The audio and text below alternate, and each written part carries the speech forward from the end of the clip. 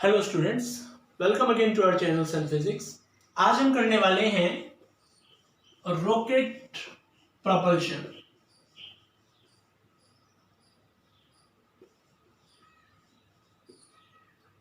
Rocket जो है वो किस प्रिंसिपल पे वर्क करता है, ये हमने पढ़ा था, law of conservation of linear momentum. अब ये law of conservation of linear momentum क्या है ये हमने पहले वीडियो में बता दिया था। अगर आपने वो वीडियो नहीं देखा है तो उसका लिंक इसके डिस्क्रिप्शन बॉक्स में है, आप वहां जाके उसे देख सकते हैं।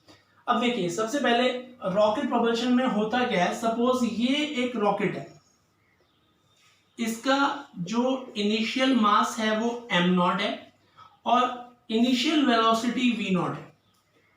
कुछ टाइम बाद मान लिया उसका जो मास है वो m रह जाता है, वेलोसिटी v। इसके कुछ मोमेंट के बाद हम कैलकुलेशन करते हैं, लगातार जो है फ्यूल बर्न हो रहा है तो मास लगातार कम हो रहा है, और मास कम होने से, क्योंकि मैंने बताया था law of conservation of linear momentum होता है मास इनटू वेलोसिटी, ये कांस्टेंट है। इसका मतलब जो वेलोसिटी है वो मास के इनवर्सली प्रोपोर्शनल है, यानी कि अगर मास कम होगा तो उसी रेशियो में वेलोसिटी बढ़ेगी। तो क्या होगा, जैसे मास हो गया m माइनस डी एम, तो वेलोसिटी बढ़ गई, कितनी, मास कम हुआ, वेलोसिटी बढ़ गई, v प्लस dv हो जाती है वेलोसिटी। और मान लिया जो गैसेस हैं वो vg वेलोसिटी से नीचे की तरफ निकल जाती हैं। तो अब मैं अगर कैलकुलेशन की बात करूं तो law of conservation of linear momentum apply करता हूं मैं इस स्टेट में और इस स्टेट में। इसका मोमेंटम है m इंटू वी, इस पूरे सिस्टम का मोमेंटम, मतलब रॉकेट प्लस जो गैसेस निकली हैं, तो इसका मास है m minus d m, velocity हो जाती है v प्लस डीवी, और जो नीचे की तरफ गैसेस जा रही हैं vg वेलोसिटी से, मान लिया उसका मास dm है, जो मास में कमी आई उन गैसेस की वजह से आई है, तो माइनस dm vg। ये मेरे पास law of conservation of linear momentum apply करने के बाद इक्वेशन आ जाती है। अब मैं क्या करता हूं, अंदर मल्टीप्लाई करता हूं, तो m v is equal to m v plus m d v minus d m v minus d m d v minus d m v g, ये बचता है। इस mv से ये mv कैंसिल हो जाएगा, और क्योंकि dm और dv बहुत छोटी छोटी वैल्यू है, इनका प्रोडक्ट जो है वो और छोटा हो जाएगा, तो हम क्या करते हैं, इनको नेग्लेक्ट कर देते हैं। तो अब हमारे पास क्या बचता है, m dv minus dm common ले लेते हैं, v प्लस vg। अब हम क्या करते हैं, इसको लेफ्ट साइड में ले आते हैं। यहां पे हमारे पास जीरो बचा था, तो लेफ्ट साइड में लाएंगे तो dm इंटू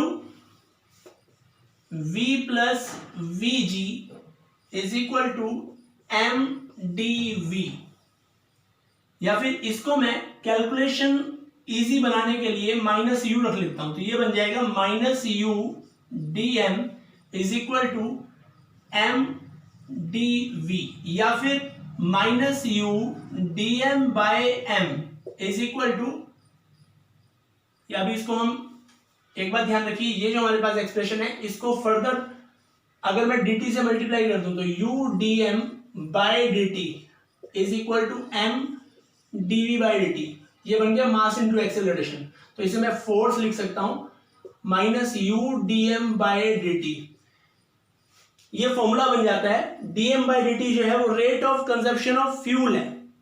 कुछ क्वेश्चंस में आपको rate of consumption of fuel दे रखा होगा, स्पीड दे रखी होगी, और ये कहा होगा कि कितने फोर्स से रॉकेट ऊपर जाता है, तो ये अपथ्रस्ट है, इसको हम बोल सकते हैं अपथ्रस्ट, यानी कि ऊपर की तरफ रॉकेट पे लगने वाला force, that is speed into rate of consumption of fuel, कितनी स्पीड से आपका फ्यूल खर्च हो रहा है। अब इसके अलावा फॉर्मूला हमारे पास आ जाता है minus u d m by m is equal to dv. शुरू में मास एम नॉट था, बाद में एम हो गया। शुरू में वेलोसिटी वी नॉट थी, बाद में वी हो गई।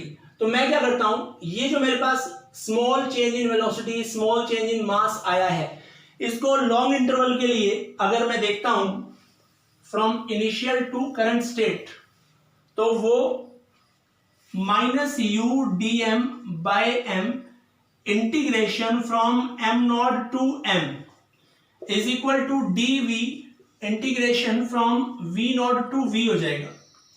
तो ये हो जाएगा v, कहां से कहां तक, dv का इंटीग्रेशन v हो गया, v नोट से v तक। ऐसे ही minus u dm by m का हो गया natural log m, m naught से m। लिमिट चेंज करें तो माइनस का प्लस हो जाएगा, यानी कि इसको मैं ऐसे कर सकता हूं, ये प्लस और ये जीरो। ये आगे हमारे पास क्या रिजल्ट आएगा,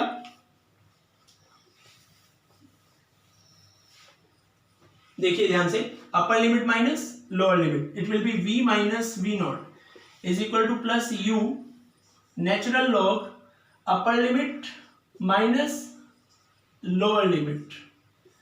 log a minus log b होता है log a बाय b, तो v minus v not is equal to plus u ln m not by m, या फिर इसको नेचुरल लॉग से हम बेस 10 लॉग में कन्वर्ट करें तो क्या आ जाएगा, plus u 2.3026।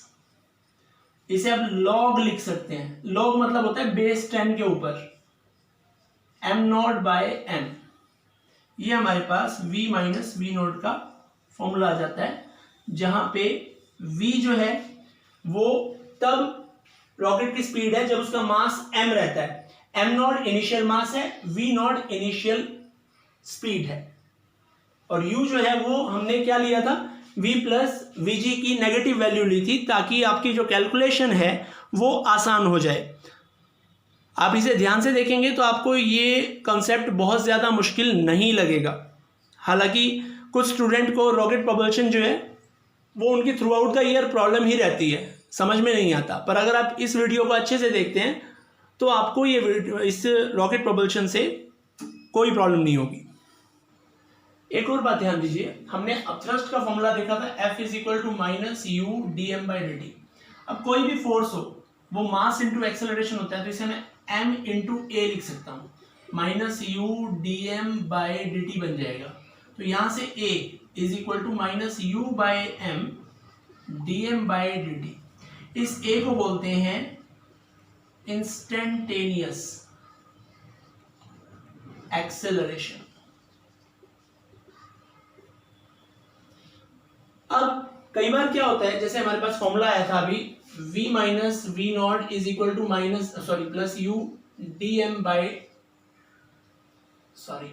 2.3026 log m not by m, जहां m जो था वो उस समय मास था। मान लिया शुरू में आपका रॉकेट रेस्ट पे है, तो v नॉट को रख दो 0, हमारे पास फॉर्मूला आ गया v equal to 2.3026 u log m by m not by m। अब ये m जो है वो उस समय रॉकेट का मास है जब उसकी जो स्पीड है वो v है। अगर हम चाहते हैं कि जब रॉकेट का सारा फ्यूल बर्न हो गया है तब उसकी स्पीड क्या है वो निकालना चाहते हैं, तो उस स्पीड को नाम देते हैं बर्न आउट स्पीड, उसे VB से शो करते हैं। बर्न आउट स्पीड की डेफिनेशन क्या है, burn out speed, the speed with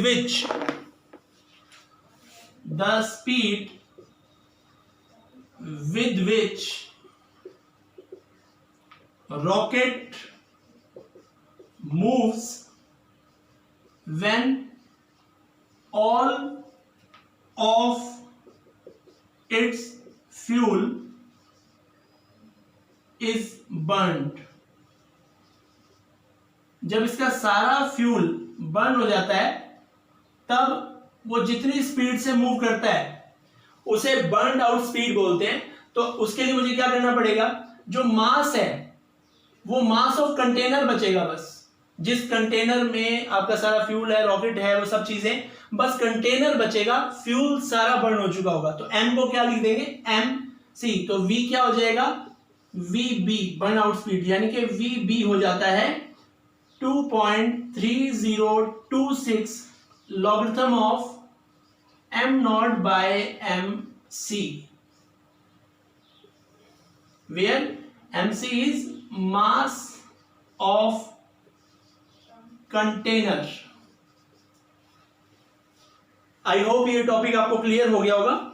अगर इसमें आपको कोई भी डाउट है तो आप कमेंट बॉक्स में मुझसे पूछ सकते हैं, और अगर आपको ये वीडियो समझ में आया है तो आप इसे लाइक, शेयर और सब्सक्राइब करें, और साथ में बेल आइकन को जरूर दबाएं ताकि आप आगे वाले टाइम में कोई नोटिफिकेशन मिस ना कर पाएं।